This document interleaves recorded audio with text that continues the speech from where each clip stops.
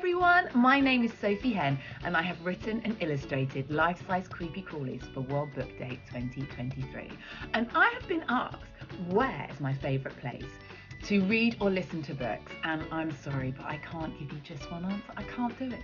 Because my favourite place to listen to books is right here in my studio. Because when I'm illustrating and drawing, colouring in, I love to listen to audiobooks. They really help keep me focused on what I'm doing. But then I do an awful lot, there's a surprising amount of trains involved in this job. I'm quite often on a train. So when I'm on a train, I love to read a book as well. I find that's a really nice way to pass a journey. But also really curled up on my sofa with a blanket, hammock on a beach.